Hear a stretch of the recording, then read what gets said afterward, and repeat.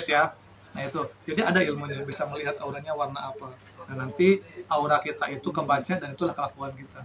Intinya itu ada, karena bisa dideteksi sama ilmiah. Ya. Nah beres, alhamdulillah ngebahas cakra. Kita berikutnya ngebahas titik latifah. Ini yang paling utama nih, karena inti daripada inti pelajaran yang kita jalani selama ini adalah latifah. Dan itu biasanya dicek pas zikir akbar. Itu ya, coba zikirnya keluar nggak malaikatnya tuh ya, itu nggak kalau sama juga belum bisa, tapi yang penting tahu dulu nih. Terus saat mendebarkan tuh pas dites sama murabiruhi kita, masya Allah ya, itu intinya tarekat itu intinya itu intinya, maksudnya ngedan sholawat puasa tingkatan ngebentuk ini. Makanya cara yang paling bisa khusus pas ngedan, karena nggak ada yang kita pikirkan. Nah itu kita bahas ya. Bismillahirrahmanirrahim. Berikutnya kita ngebahas titik latifah. Apa itu latifah? Apa definisi latifah? Latifah itu dari bahasa kata latif.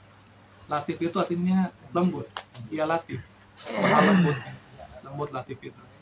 Sehingga dapat diartikan titik latifah itu adalah titik terlembut dalam rohani manusia yang menyambungkan antara seorang hamba dengan Tuhannya. Jadi seorang hamba kalau mau berkomunikasi dengan Tuhan atau dengan Allah, mau bisa nyambung dan diterima amal ibadahnya itu lewat latifah tadi. Walaupun kita sholat siang malam, zikir siang malam, tapi latifahnya nggak nyala, itu nggak connect ke sana. Nah, saya ulangi lagi. Titik latifah itu dari kata latif artinya lembut. Kita kan suka zikir puasa kan? Ya latif, ya latif, ya latif, ya latif, ya latif. Ya latif al-qalbi. Wahai hati yang lembut. Nah, artinya lembut. Makanya titik latifah artinya titik terlembut dalam rohani manusia. Ini lebih lembut dibanding cakra. Kalau cakra masih bisa dilihat, latifah enggak. Dia lebih data lain. Yang bisa lihat hanya guru mursyid, hanya guru rohani. Karena lebih lembut lagi. Makanya tadi latifah lebih lembut. Kayak hati lebih lembut. Kalau cakra, kalau aura masih kebaca. Tapi kalau hati, apalagi yang lebih dalam, sama latifah itu nggak bisa kebaca dia. Yang mengetahui cuman orang-orang tertentu saja. Yaitu hanya guru mursyid. Dia yang tahu. Ya. Ya. Karena lebih dalam lagi. Jadi titik terlembut dalam rohani manusia yang fungsinya untuk menghubungkan seorang hamba dengan Tuhannya. Sehingga ibadah kita itu bisa menembus langit, bisa sampai ke Allah kalau lewat latifahnya menyala. Itu pengertian yang pertama. Pengertian yang kedua, titik latifah itu adalah jaringan nirkabel, jaringan networking, jaringan tanpa kabel yang menghubungkan dengan semesta. Jadi kalau teman-teman latifahnya menyala, ketujuh latifah ini menyala, maka kita bisa menembus 7 dimensi alam. Baik alam malakut, alam jabarut, alam nasut, alam lahut, alam misal, alam mulki, dan yang lainnya. Karena 7 alam itu kan banyak, tapi yang paling utama 7. Makanya kenapa ada 7 latifah? Sebetulnya latifah itu jumlahnya banyak, ada 17, bahkan lebih. Sama dengan jumlah rakaat sholat siang malam 17 rakaat, termasuk yang di sini, yang di sini, yang di telinga gitu kan, di sini ya. Terus yang di sini banyak. Nah, tapi yang utama ada 7. Nanti kita bahas satu persatu. Dan apa fungsinya dan bagaimana cara mengaktifkannya. Karena itu yang paling inti itu. Kita bertahun-tahun itu. Aneka amal itu buat itu intinya. Gitu. Bukan untuk kesaktian, bukan untuk aneh-aneh, bukan untuk jadi pasukan Tugas 13, bukan suka heran. Ayo cepetan, ayo Karawang, biar jadi pasukan Tugas 13, pasukan Imam Mahdi, pasukan Nabi Daud, sekalian pasukan semua Nabi. Artinya bukan tujuannya. Ya. Nah, pengertian yang kedua, jadi latifah itu adalah jaringan nirkabel atau jaringan tanpa kabel yang menghubungkan kita dengan semesta. Karena pada dasarnya manusia itu adalah manusia sempurna, makhluk yang paling istimewa, sehingga bisa memanajemen atau men-setting semesta. Jika semesta aja bisa setting, apalagi kehidupan sehari-hari. Ya. Di antaranya Allah kasih kita anugerah yaitu berupa mindset, pikiran sama latifah. Seperti apa mindset kita? maka kayak itulah nasib kita gitu. Makanya ada namanya hukum alam. Hukum alam itu diantaranya law of attraction, hukum tarik menarik atau hukum afirmasi. Nah, seperti apa yang kita kirim sinyal ke semesta, nah kayak gitu semesta. Makanya dalam Al-Quran, dalam sebuah keterangan, kalau misalkan ada gerhana, kita cukup dengan mindsetnya gerhana bulan, aman tuh. Segitu jauhnya kan, ratusan triliun kita ke sana, kilometer ke sana ke semesta, tapi bisa kita hanya setting dengan mindset gerhana bulan, hot gerhana. Terus kemudian nih, contoh yang kedua, tanda bukti kalau kita bisa setting alam, jika nggak ada hujan lama gitu ya, kemarau terus, cukup dengan istisqa, itu turun hujan. Artinya kita bisa merubah hanya dengan sugesti kita. Tuh, alam aja kita bisa sugesti, bisa jadi hujan. Apalagi hidup kita. Makanya kita suka lucu gitu. Alam aja kita bisa sugesti, apalagi sehari-hari. Makanya teman-teman yang membawa kita nggak maju-maju, karena kita ininya, mindsetnya, sugestinya mindset, mentalnya miskin, sugestinya, saya nggak mampu kayaknya.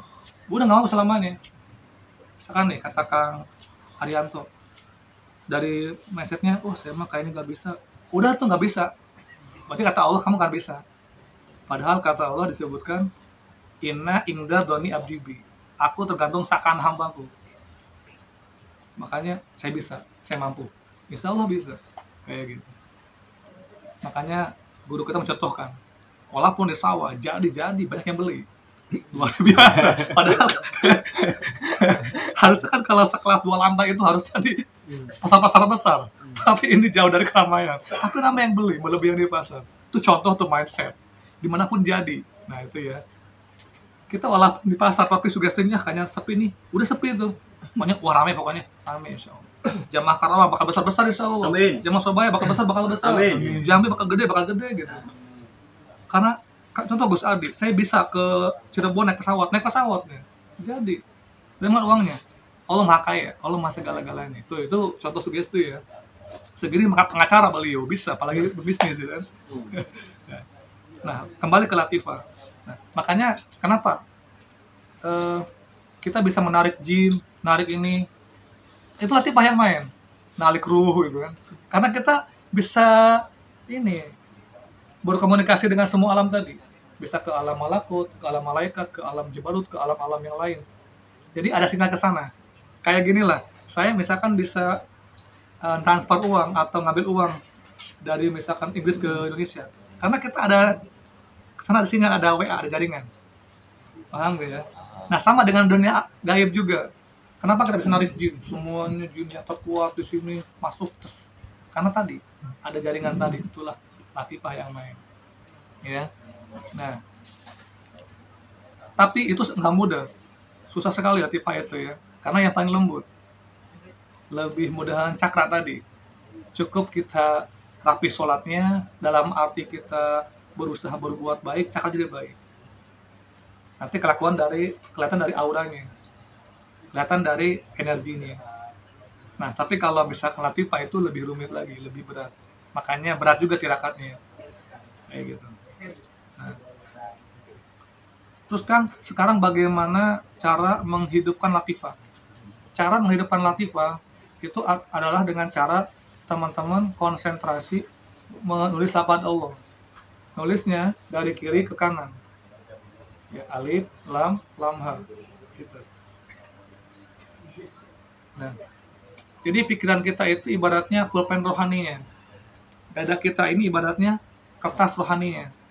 Nah, jadi pikiran kita konsentrasi nulis lafaz Allah dari mulai sini sampai semuanya. Nah, beda guru mursyid, beda sistem latifahnya.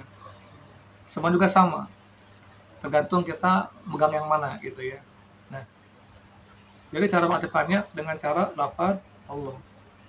Di mana? Di latifah itu. Gimana Kang nulisnya? Nulisnya pakai pikiran. Tapi kalau belum bisa pakai pikiran secara spontan atau secara refleks, pakai tangan dulu. Misalkan di sini, alif, lam, ha. Ya, tulis dulu alif, lam, ha. Nah, di sini dulu. Nah, Itu kita tahu cara mengaktifkannya. Yang kedua, ada berapa jumlah latifah? Jumlahnya ada 7. Pertama di sini, kolbi. Dia 2 jari di bawah dada. Ingat ya, 2 jari di bawah dada. Bukan 2 jari di bawah susu. Kalau bawah susu nantinya kalau udah nenek kesini pindah. Di bawah dada. Di bawah dada nih. Kolbi. Terus sejengkal dari sini. Kolbi. Yang kedua sir. Ya. Udah sir, terus tengah-tengah di sini nah sedikit akfa. Terus di sini lagi hofi. Ruh, nafas di tengah-tengah jidat tadi hampir sama dengan tadi cakra ajna.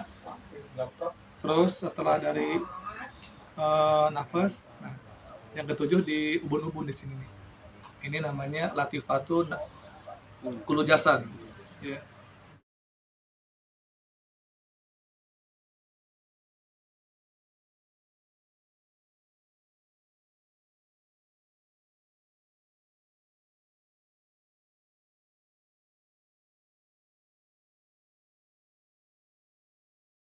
Saya ulangi lagi, latifatul kolbi, sir, akfa, hofi, ruh, nafas, kulu jasad. Ya, kita belum bisa mengaktifkannya atau menghidupkannya.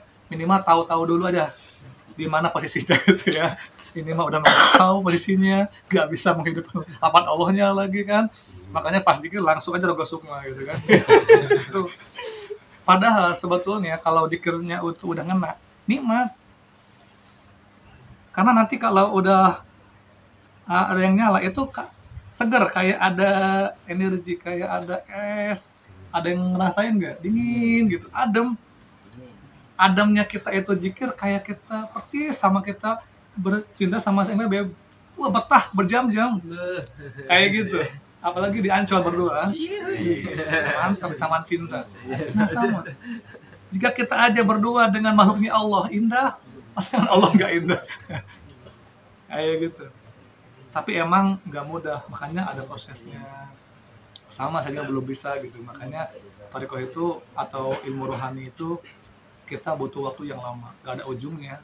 Kadang ada 10 tahun baru bisa, 20 tahun baru bisa. Itu mah karena Allah yang memberikannya, bukan kita. Kita mah hanya berusaha aja menulis sama gitu.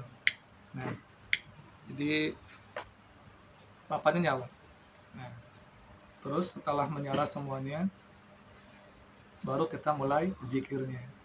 Makanya yang disebut zikir itu bukan hanya mutatasbih, bukan hanya ini. Di saat kita konsentrasi pada Allah itulah zikrullah. Makanya kan namanya zikrullah, bukan zikrul rahman. Artinya mengingat Allah dengan konsentrasi menulis lafaz Allah, itulah zikrullah. Wah, aku saya malah mau Muhammad di sini. Tetap, misalkan walaupun sholawat tetap ininya Allah juga. Apapun bentuk kalimat-kalimat thayyibahnya, mau subhanallah, misalkan mau sholawat Jibril, mau yang lain, mau misalkan Rabbik firli atau yang lainnya, mau doa, tetap ininya lafaz Allah. Karena itu hakikatnya. Dan puncak dari semua hakikat itu adalah Allah. Makanya Allah.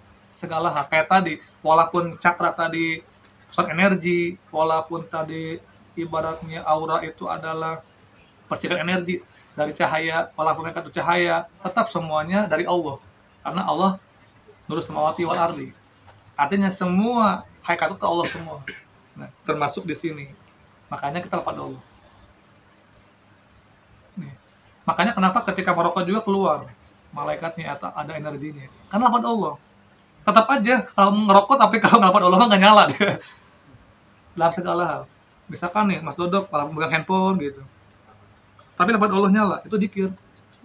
Setiap ingat Allah namanya, makanya kan bahasanya zikrullah, ingat Allah, eling maring Allah. Cuma zikir yang paling sempurna yaitu hatinya konsentrasi lafaz Allah, tangannya pegang tasbih, itu zikir yang sempurna. Nah kayak gitu. Tapi dalam segala hal, kalau kita konsen mau kamar mandi lafaz Allahnya nyala, mau megang handphone, misalkan Kang Surya lagi bawa mobil lafaz Allah, itu namanya zikir terus. Kayak gitu ya, makanya semua orang bisa zikir. Zikir itu adalah molekul terkecil dalam tubuh manusia yang semua orang bisa. Dalam arti zikir itu saking istimewanya sehingga tidak ada hijab. Itu ya hebatnya zikir, dia tidak ada hijab. baik perempuan maupun laki-laki. Contoh nih, saking hebatnya zikir, walaupun itu perempuan haid, walaupun men said, tetap zikir tidak bisa eh, batal, tetap jalan. Artinya bisa.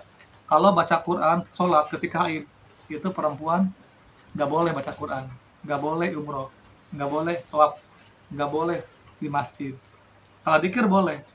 Laki-laki kan kita nggak boleh kan baca Quran atau sholawat di WC. Tapi kalau zikir ingat Allah, zikir sir maksudnya, gitu boleh.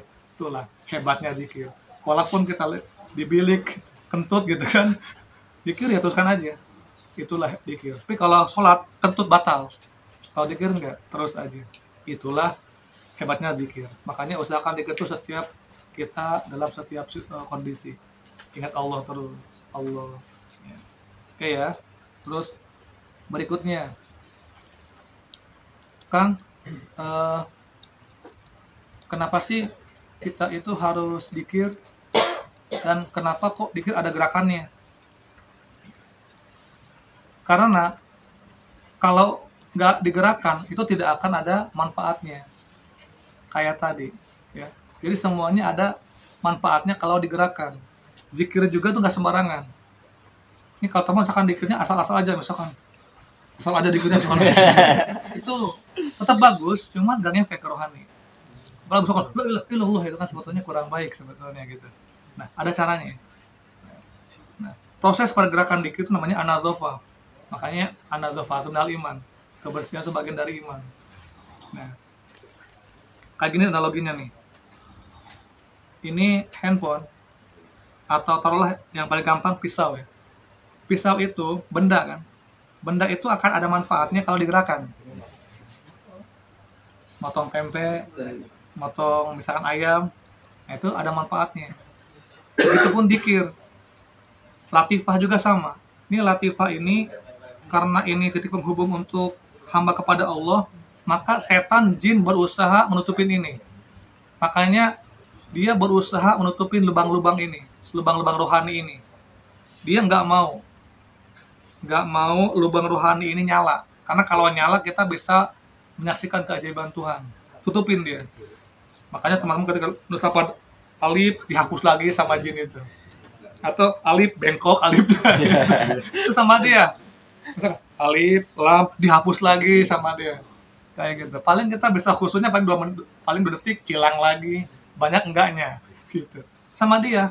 Karena kalau lafaz Allah ini tetap mantang terus, itu si jin dalam tubuh kita dia kepanasan otomatis.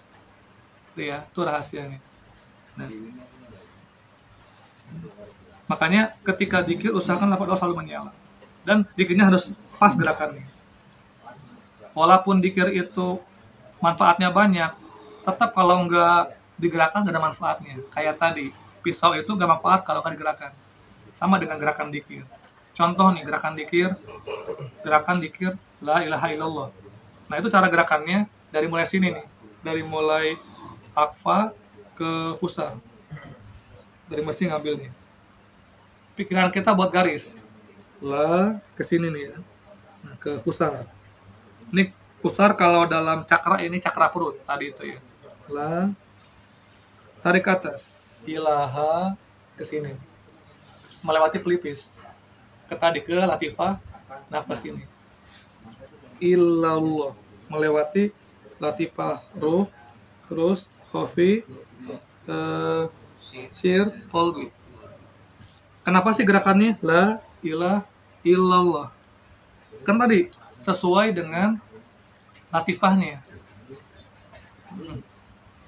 Ini walaupun kita mengenal latifah-latifah ini 7, tapi kalau enggak dibersihkan, kalau enggak dihidupkan dengan zikir, dia tetap mati. Sampai meninggal pun kita tidak akan mengenal Allah atau tidak akan bisa berkomunikasi dengan Tuhan karena nggak nyala. Makanya nyalakan dengan zikir, tapi gerakannya pas. Gitu. Karena si jin setan berusaha menutupi itu. Nah, kenapa latifah di sini semua? Misalkan kok nggak di dengkul gitu kan? Kok kenapa nggak di kaki? Karena pusatnya manusia di sini semua. Dari mulai dada ke atas. rasa cinta, rasa sayang, rasa peduli, marah, iri, dengki, sombong, ujub, dan lain-lain, semua sifat tercela dan sifat terpuji semua dari sini ke atas. Kayak gitu. Nah, makanya kita bersihkan. Ini kalau semuanya bersih nih, dengan zikir, itu semua sifat terpuji akan muncul semua. Tapi kalau misalkan nggak bersih, ditutupin sama jin, itu semua sifat tercela muncul di situ. Ya. Nah, kita ulangi yang tadi. La ilaha illallah. Jadi itu cara ngebersihkan latifah. Semakin teman-teman rajin dikirnya terus seperti ini, maka pelan-pelan akan kikis tuh. Tadinya hitam gelap, tadinya tebal banget, penutupnya jadi pelan-pelan hilang jadi keluar mulai. Makanya kenapa kita dikasih siang malam di fondasi terus sampai 100 berapa 65 kali terus seperti itu. Latih terus tiap hari, jangan bosan-bosan membersihkan. Nah, karena kita ngebersihkan, setan ngotorin lagi, bersihin lagi sama dia, dikotorin lagi, terus kita perang dengan dia. Makanya kita jangan kalah sek dengan dia, gitu. Nah, kenapa gerakannya tadi? Karena sesuai dengan bentuk latifahnya. Kayak beginilah, Kang Willy misalkan mau ngebersihkan kotorannya di mana? Misalkan di sini. Kotorannya di sini, tetapi misalkan di sini. Kan nggak nyambung kan di sini kotorannya. Kok di... Yang kedua, cara nyuci kotoran itu sesuai dengan bentuknya. Misalkan ini bentuknya kayak gini. Ya kayak gini lah. Misalkan ini bentuknya kayak gini, tapi nyucinya misalkan itu kan nggak nyambung gitu. Nah, sama. Karena kotorannya ada latifah ini, maka cara gerakannya sesuai dengan latifah ini. Paham ya, teman-teman? Nah, seperti itu. Terus la ilaha illallah. Nah, semua tipanya nyala semua. Nah, kalau nyala semuanya baru seperti itulah yang disebut dengan titik latifah. Jadi titik yang menghubungkan seorang hamba dengan Tuhannya. Nah, kalau latifahnya nyala semua, timbullah sifat-sifat puji seperti ikhlas, ridho, qanaah, zuhud, wara, api, terus husnudzon, semua sifat-sifat yang baik, welas asih, lemah lembut, itu ciri latifahnya menyala. Makanya dawuh Romo Yai Murabi Ruhi, kita nggak usah belajar ilmu aneh-aneh kayak ilmu unggah-ungguh kayak di keraton. Dengan sendirinya kalau teman-teman dikirnya rapi, itu otomatis dia baik. Jadi misalkan nih, walaupun Kang Arianto nggak belajar ilmu etika, nggak belajar ilmu unggah-ungguh, tapi kalau lapan Allahnya nyala, itu otomatis jadi baik. Kayak gitu. Nah, kita ketika udah mulai latihan, maka buktikan, praktekkan saat sholat. Contohnya, ketika misalkan sholat, ini antara syariat dan hakikat harus jalan.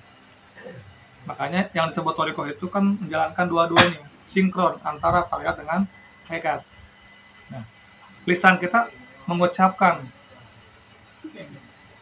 Allah, lisan kita mengucapkan Allah, tangan kita digerakkan